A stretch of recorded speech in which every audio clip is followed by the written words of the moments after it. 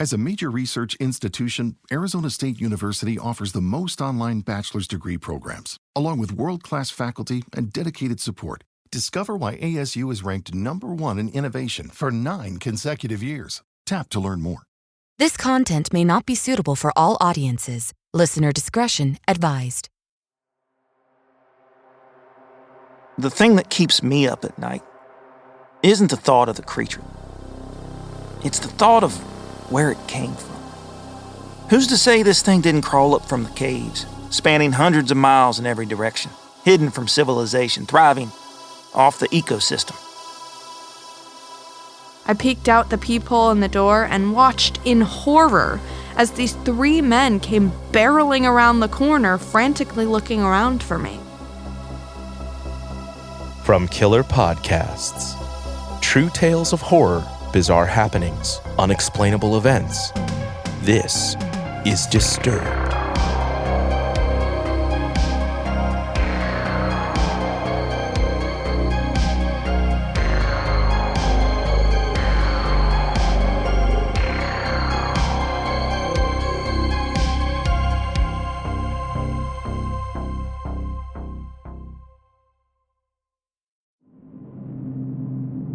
Hello, and welcome back to the podcast.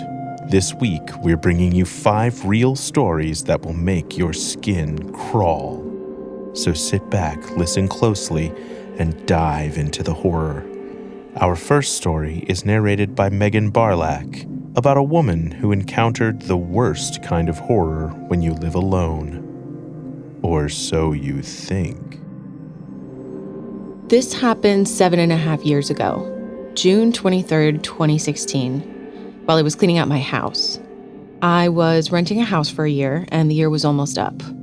I wasn't going to be living there the next year, so it was time for me to start cleaning out and moving my stuff to my next place. The house that I had at the time was fairly small, but it was plenty of space for just me.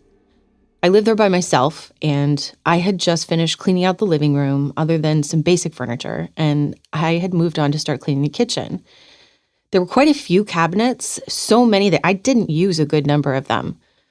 I was looking through some of the ones that I didn't use to make sure that there was nothing I had in them.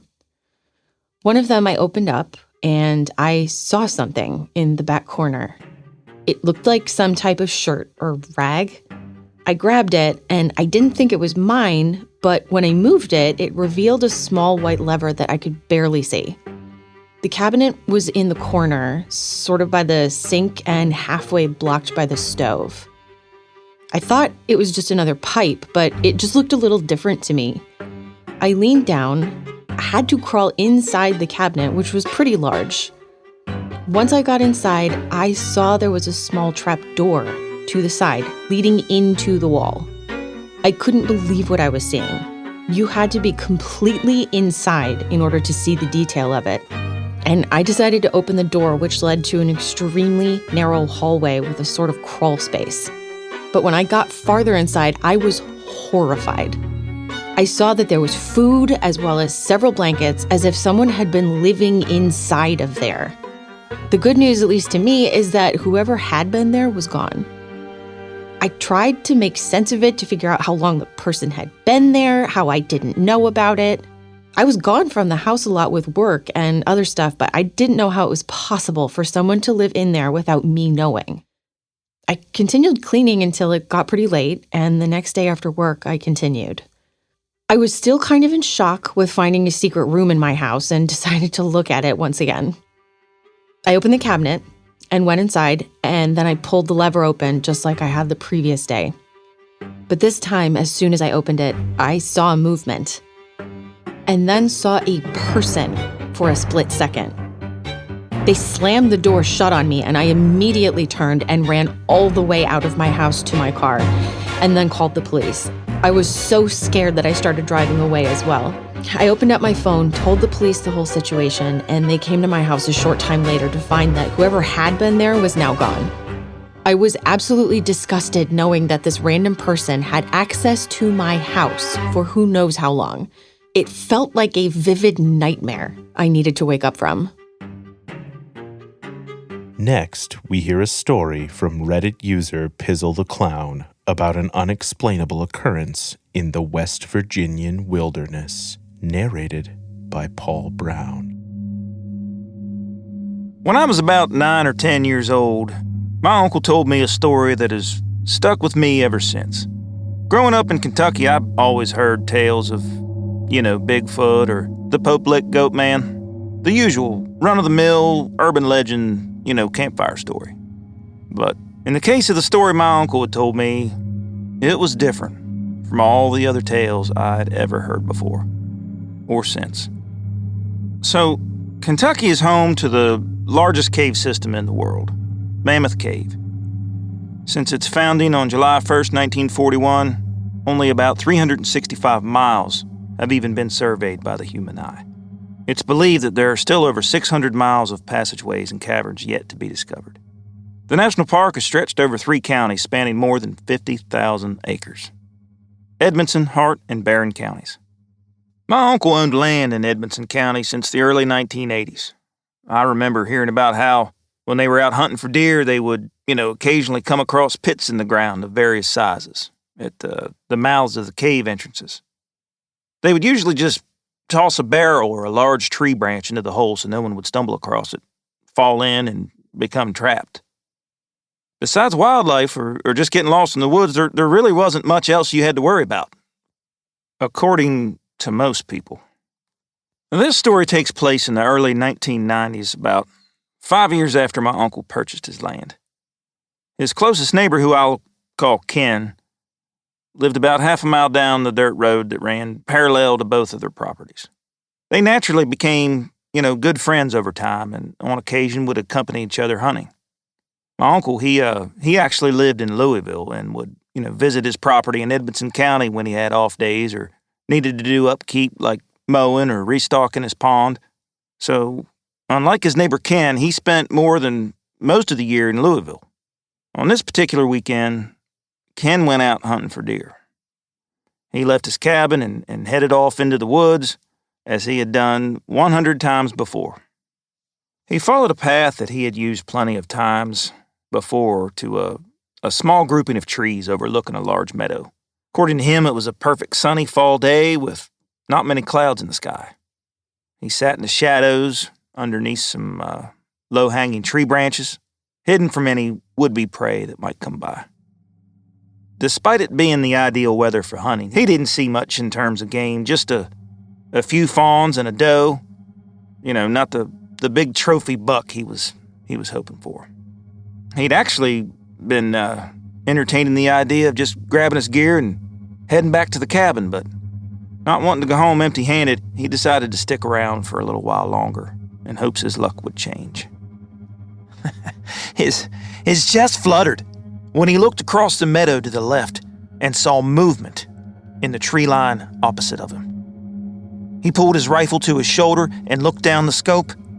The thick trees and the foliage at the edge of the tree line prevented him from getting a good view of the animal in his sights, though.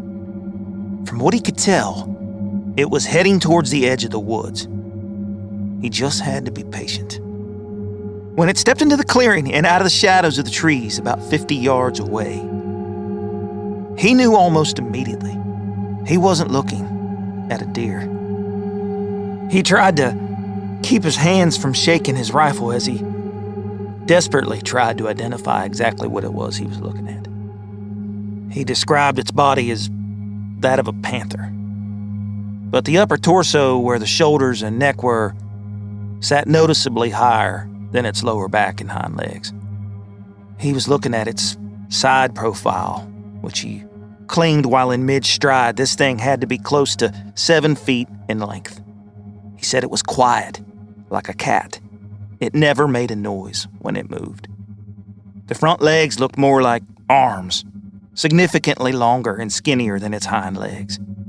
It had brittle, dark brown hair that started from the back of its head and ran down the length of its back like a hyena. He also claimed that the creature's skin looked waxy, almost like a chimpanzee's skin. Dark brown, almost black. Its face was long like a dog's, but he said he noticed no ears. She said the corners of its mouth ended by the neck, where the ears should be. The most unsettling detail I can remember of his account was the thing's back legs. He described them as looking frog-like, as in the back legs were tucked up close to the creature's sides. When it walked, the leading leg would reach almost to the front half of its body, and the other leg would stretch way back, flat, like a frog when it's crawling. He watched it for about 2 or 3 minutes, slowly and quietly moving through the long golden grass. A black shadow surrounded by color. He watched it disappear into the tree line, directly across from the woods he had seen it come from.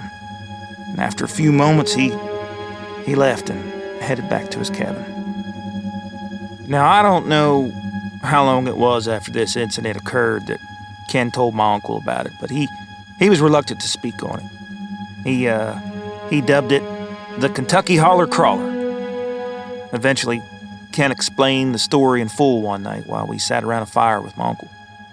Ever since then, Ken refused to go into the woods. He claimed to only hunt from the dirt road running through his property afterward. Both my uncle and Ken have sadly passed away since, but their story never changed over the years.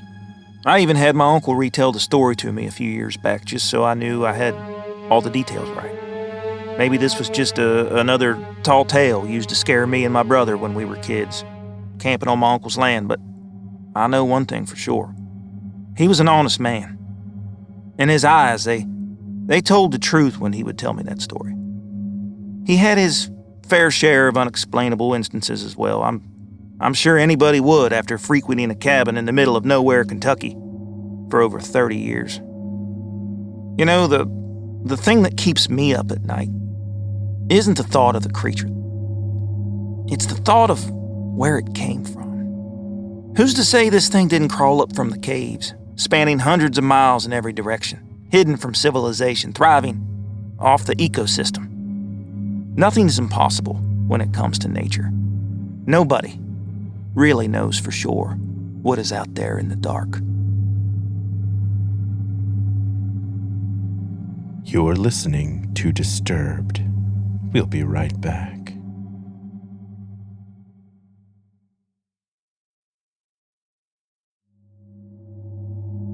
Welcome back, listeners. Our next story is about an unsettling encounter with an unsavory character, narrated by Akiem Bailum. I'm from California, but me and my family lived in Atlanta for about 2 years when I was 15 to 17 years old.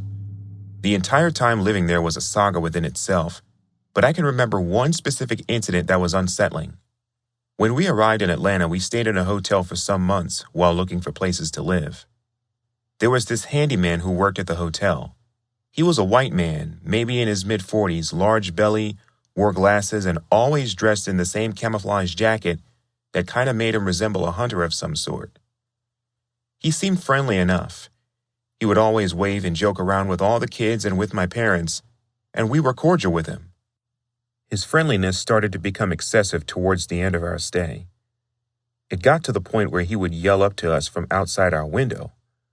We would call back to him and laugh with him to make light of the situation, but it became uneasy for us when he kept doing it night after night, patrolling the parking lot. At one point, we just ignored him and turned the light out, as if we weren't there. He became even more aggressive, shouting to us and shining a huge flashlight in our window, whistling up to us and joking about how he knew we were still up. He had a weird high-pitched laugh, mixed with his southern accent, that didn't sound like he was playing around. It was more sinister, in a sadistic, Pee Wee Herman kind of way. I can't describe it. I can't remember everything he said specifically, but there was a comment he made about us one time that made my father very uneasy. He compared him to someone on Unsolved Mysteries. There were little things he said about all the kids as well, how cute we were or something to that effect. It never sat well with us at all. It came to a breaking point one day. We went downstairs to our car, and saw a hangman figure drawn in the dust on the back window. I'm mixed, as are my siblings. My dad is black and my mom is mixed race. We're in the middle of Atlanta, Georgia, the deep south, in a very awkward position. We're totally new to this state, and I had never left the West Coast before that point in my life. This image creeped everyone in my family out, and we knew he was the one who did it. My dad confronted him about it, and he played it off, denying that he meant anything at all by it, and apologized profusely. But the way he did it was in the same weird, joking manner that he talked to us with. It was very hard to take seriously. This and the fact that this hotel was robbed at gunpoint in the same week motivated us to leave immediately. I never saw this man again, though we had many other insanely creepy experiences down south. And after a while, we just came back to California and never looked back. The next account is narrated by Mikaela Ray and comes to us from Reddit user Honeybee Blues. It's another reminder not to go out alone after dark. I was on vacation in San Antonio with a friend for New Year's. In retrospect, I would have picked anywhere else to celebrate, but I had never been to San Antonio before, so I thought it would be cool. When we pulled up to the place, it was very obvious it's not in a great neighborhood, but it was extremely cheap and within walking distance to the Riverwalk. I'm no stranger to questionable neighborhoods, so I wasn't too concerned about the area, as it was very quiet. On the day of New Year's Eve, my friend got food poisoning and asked me to get them some stuff from the gas station down the road. I wasn't comfortable taking their truck, and since it was only an 8-minute walk, I started heading out. I got to the gas station no problem, but they didn't have any Pedialyte, so I started walking to another gas station only 5 minutes away. This is where it gets sketchy. I'm halfway to the next gas station, and I notice there's 2 homeless guys walking around outside their tents next to the street I'm on. Originally, I was going to walk right past them and pay them no mind, but when I got closer, I could tell that they noticed me and were staring at me hard. I'm 5'5", not super athletic, pretty strong, but I'm not taking my chances with 2 grown men. Instead of going straight past them, I turned the corner. I assumed they would go about their business and leave me alone. I hear one of them say, "Hey, Randy, come over here." And I glance behind me and see 3 men now following me. They're far enough away where I'm not worried, but extremely cautious. I glance behind me again after a few minutes and they're hunched over, huddled up like they're trying to sneak up on me.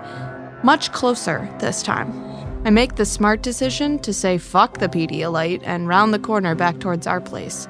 I'm maybe 1 to 2 blocks away when I check behind me again, and they have also rounded the corner and are walking quickly. I start booking it, and I hear the men behind me yelling at me. I didn't look back this time, but I could hear shuffling feet breaking into a run. Thankfully, I made it inside before they could see where I went. I peeked out the peephole in the door and watched in horror as these 3 men came barreling around the corner, frantically looking around for me.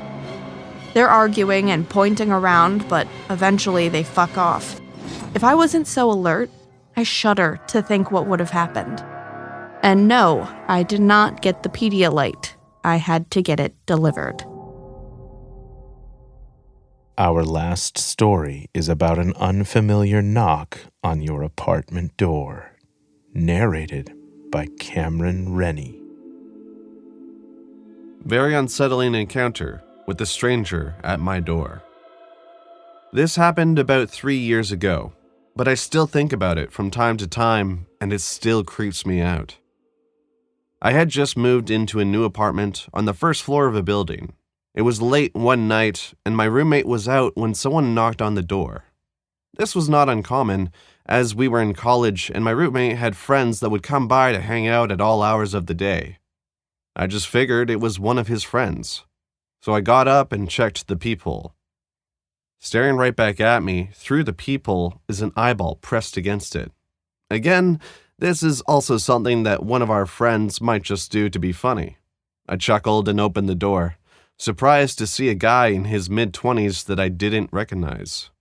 He was strange to say the least. He was very hyper and immediately launched into a door-to-door salesman-type pitch. I can't remember exactly what he was even selling, but it was something about the local university, which I also attended at the time. The whole time he was talking, he kept looking past me into the apartment. He was fidgeting and even standing on his tiptoes to see inside. Still, I just thought the guy was weird and nervous and might not have been all there. I politely declined to buy anything from him, but he wouldn't take no for an answer. I finally had to be pretty stern in telling him that I wasn't interested. He finally accepted defeat, and as I was closing the door, he put his hand out and stopped the door from closing. Before I can be like, "What the fuck, dude?" he smiles at me and says, "I like Mario Kart on the Nintendo 64 too." Now, me and my roommate had been staying up late into the night playing Mario Kart 64 in my bedroom for the past several days before that, but there was nothing that he could see from the apartment entrance that had anything to do with Mario Kart. I was taken aback and tried to add things up in my head. I confusingly asked, "How do you know I play Mario Kart?" He then got super nervous and said, Oh, I just thought that anyone with a couch like that would be into Mario Kart on the Nintendo 64, because, it's like a retro game, and that's a retro couch." What? Then he said, "Okay, bye," and literally scurried away. I shut the door and locked it. I start trying to put the pieces together on how he could have known that, because, obviously, it wasn't because of my grandma's old couch. Remember, it's a first-floor apartment that backed up to woods. My roommate got home shortly after that, and I immediately told him about the encounter. He was freaked out too. So I started investigating. At first, it seemed as if there was no way to even see inside my room. My blinds were always down. We went outside and tested it and found that the only way to see inside would have been if you had your face right up against the window. Even then, you kind of had to crouch and close one eye just to get a glimpse of the inside. A couple more creepy details. My window was over a balcony, and the Nintendo 64 console itself was stored inside of the TV stand and was not visible. You'd only be able to see it while we were actively playing, which we never did until we were a little stoned and it was like 2 a.m. So basically, this fucking creep had been jumping the railing to our balcony, pressing his face against my window, and watching us play Mario Kart in the middle of the night. Never saw the guy again, but needless to say, I was pretty paranoid for a while after that. I constantly checked my windows and woke up in the middle of the night paranoid that he was standing just a couple feet away, watching me sleep. Just a very unsettling encounter. I'm glad that nothing more ever came of it, and that I never saw him again. But I have always wondered what his motives were. Disturbed is a production of Killer Podcasts, a part of the Evergreen Network. For more paranormal and true crime shows, visit killerpodcasts.com. Follow our social channels at Disturbed Podcast on Instagram or Disturbed_pod on Twitter. If you enjoyed the show, please consider subscribing and reviewing on your favorite listening platform. Share your own true horror story at disturbedpodcast.com. Music by Epidemic Sound and Carl Casey at White Bat Audio. Our producers are Noah Fouts and Elizabeth Flood. Our audio engineer is Nathan Corson. Executive producers Bridget Coyne and Gerardo Orlando. Till next time, stay safe out there.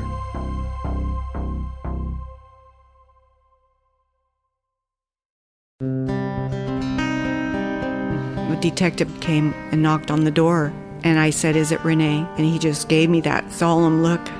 It was the worst day ever. The Proof podcast is back with a new case and a new season. 23 years ago, 18-year-old Renee Ramos went missing. Her body was later found in an empty Home Depot building on the edge of town. I don't think that they arrested the right people. It's about time somebody's trying to do something. She had a black eye about 2 weeks before she was murdered. They are involved. They definitely had her body and her backpack. You know people are going to judge you, right? Of course. They're judging me now. They've been judging me damn near my whole life. You can listen now to Season 2 of Proof, wherever you get your podcasts, and follow along with us as we reinvestigate the murder at the warehouse. I have to ask, did you kill Renee?